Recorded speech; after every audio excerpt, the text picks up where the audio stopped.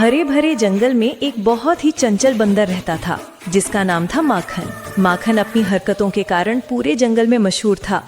कभी किसी की टोपी चुरा लेता, कभी झाड़ियों में झूलते झूलते किसी पर फल गिरा देता। उसे किसी बात की परवाह नहीं थी, बस मस्ती ही उसका काम था। उसी जंगल में एक बुद्धिमान तोता रहता था, हरे पंखों वाला, सुंदर, समझदार और बेहद शांत। सब उसे मेधा कहते थे क्योंकि वे अपनी बुद्धि और मीठी बोली से सबका दिल जीत लेता था। एक दिन माखन पेड़ों की ऊंची डालियों पर झूल रहा था। झूलते झूलते उसने देखा कि मेधा एक पेड़ की शाखा पर बैठा बड़े ध्यान से किसी किसान के खेत का नक्शा देख रहा है। माखन को हैरानी हुई। अरे तोते भाई, ये क्या देख रहे हो? उसने हंसते हुए पूछा। मेधा बोला, माखन, उस किसान के खेत में जानवरों को पानी की बहुत जरूरत है।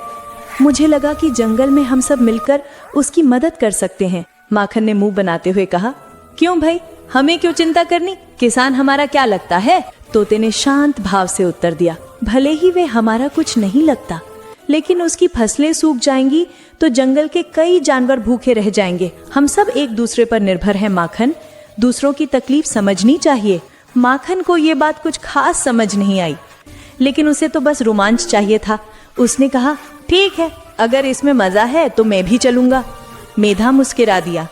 दोनों जंगल के अंदर से एक छोटी सी नदी तक पहुंचे। नदी में पानी था, लेकिन खेत तक जाने के लिए रास्ता बंद था। पुराने पेड़ों की टहनियां गिरकर रास्ता रोक चुकी थी।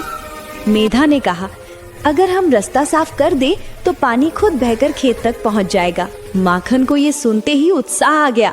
वो तुरंत पेड़ों की टहनियों पर चढ़ गया और मजाक मजाक में उन्हें एक एक करके हटाने लगा। कभी वो फिसल जाता तो कभी गिर पड़ता, पर मेधा हंसते हंसते उसे संभाल लेता।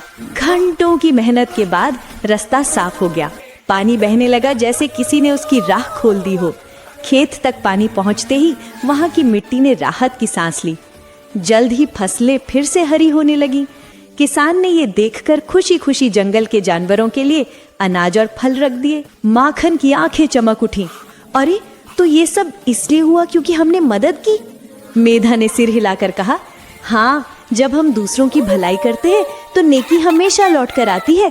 उस दिन माखन पहली बार समझा कि शरारत के साथ साथ जिम्मेदारी भी जरूरी है। उसने मेधा से कहा, तोते भाई, आज से मैं भी दूसरों की मदद करूंगा, लेकिन थोड़ा बहुत मजाक भी चलता रहेगा। मेधा हंस पड़ा। बस इतना याद रखना कि दिल में दया हो तो मस्ती भी अच्छी लगती है। और इस तरह तोते और बंदर की दोस्ती और भी गहरी हो गई। एक बुद्धिमान, एक चंचल, पर दोनों दिल से नेक।